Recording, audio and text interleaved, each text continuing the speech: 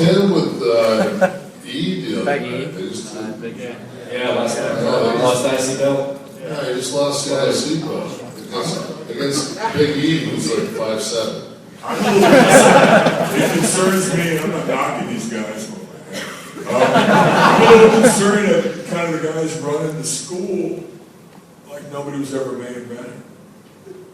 I don't know, like if I'm asking somebody a question, I like to go to somebody I think is smarter than me, not somebody who's not smarter than me.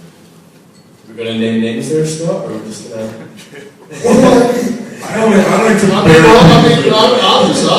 I'm not afraid to say it. I mean, Bill DeMott's a nice guy.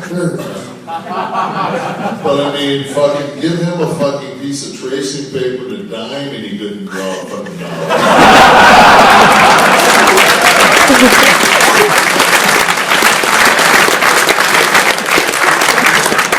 What am I gonna knock in the Rumble this year? On this great fucking short hair, I ain't. We got another one out there, Jimmy? Just another one, right? Take one from this guy over here. There you go, my friend. Hi, I'm Alex. If you guys stayed in the Attitude Era and didn't jump to WCW, which you shouldn't have really, you guys think There wouldn't be a fun one attitude era. You'd still have motherfuckers. You'd still have, everybody in WWE now would be an occupation. Let me just say this, because I was in both NWO and D-Generation X, and there would not be a D-Generation X if it wasn't for that NWO.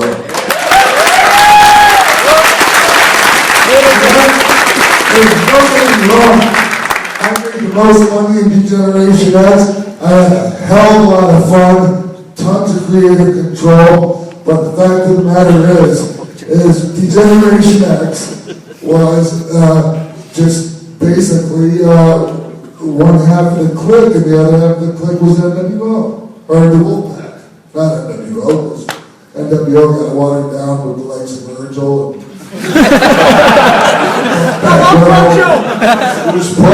Virgil's probably in the lobby selling something.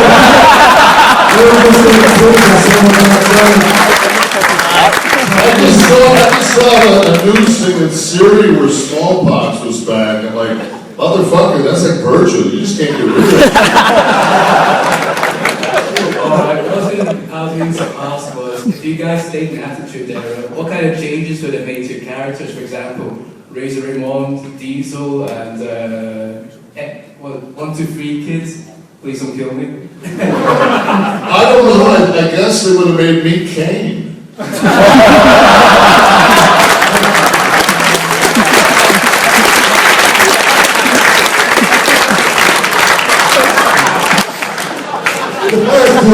The fact is, us jumping these guys first and starting NWO, that started the wrestling boom, and it started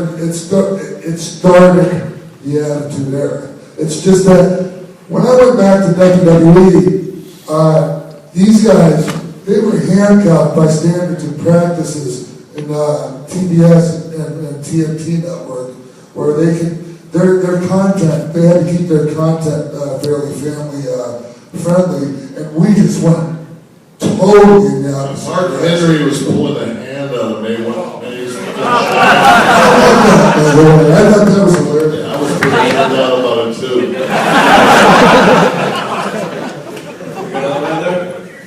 Yeah, we're going over here. Hey guys, I like a few people are missing something here.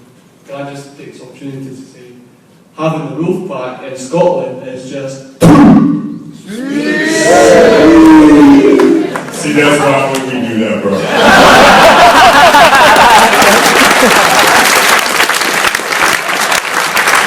You know what? It's always been nice to be here. Glasgow's always been a great city. Used to actually back in the day we used to run Aberdeen also. But the coldest May day of my life was in Aberdeen. They took us to the North Sea. I'm like, are you fucking kidding me? I believe Aberdeen is a building where they had the trailers that we were dressing in inside the building, and somebody took a shit in one of the showers.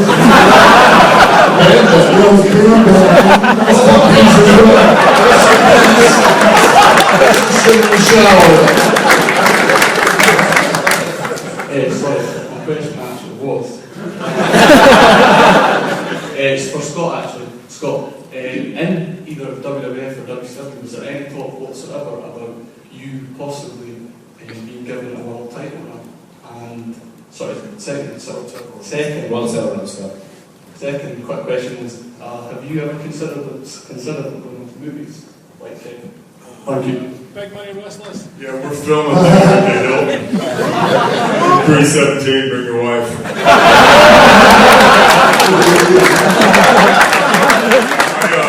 I've never been that fixated on individual titles or anything. I mean, to me, the belt, yeah, if they're giving them out, it means you're better than the other guys, and I want one. I want a couple of them. But It means making more money. ultimately, it's more weight in your bag.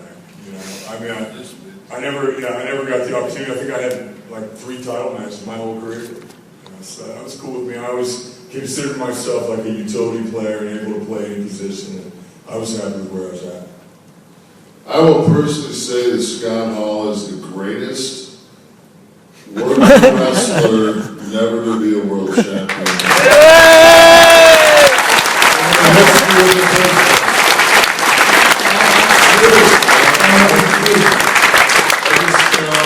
I've been in the ring with a lot of motherfuckers, man, but he worked a long time, almost a year and a half, night in, night out. This is back in the day when we didn't travel from town to town in our private buses and all that shit.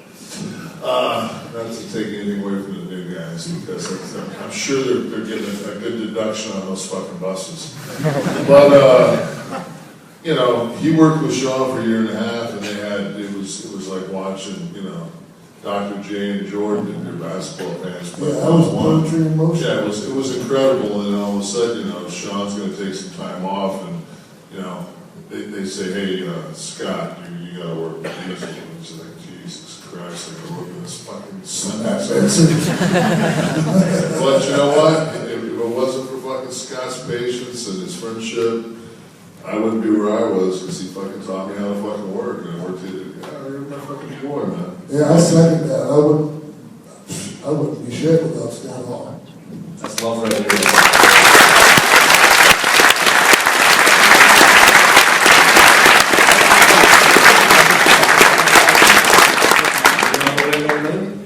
Yeah, we'll go for one in the middle. This guy over here. Just want to know if you guys, not to brag up what was got over there, but if you guys didn't go to WCW, do you think that Hulk Hogan would still be relevant? Not asking you very. We all saw Hulk, what, last Saturday? Yeah, Saturday. You know what? Fucking Hulk is Hulk. And I watched that motherfucker go toe-to-toe against The Rock, and everybody in that building in Chicago that was on the fucking WWE side was like, well, this is going to be 90-10 Rock. And they got out there, and it was about 95-5 Hogan. So... Yeah! And then Hulk proceeded to take Rock to school in Toronto at WrestleMania. You know, I watched Hulk come back and steal 2 Manias, and one of them was against fucking Vince, who can't fucking shoot gum and shit in his hand.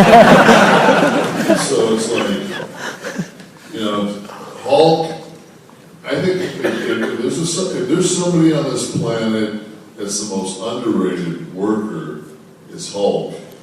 And I mean, fucking, as we always say up here, that motherfucker can play on our team any time. Yeah, because the money's good, right? He's the man. He's fucking. There's Hulk Hogan, and then there's everybody else. Period. Yeah. That's the way it is.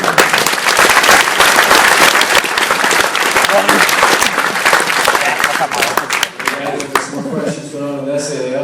Dev, do you want to grab one down here? Take this guy down here. Yeah.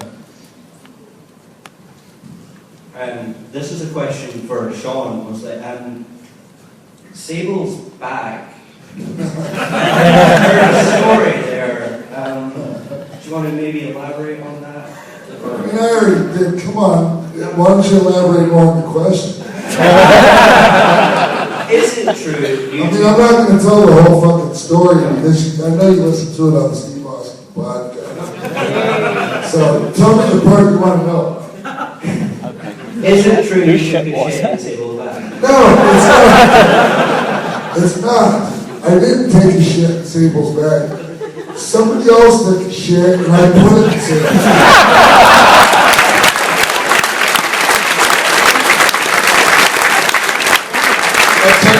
This is one of my favorite shit in the bag stories.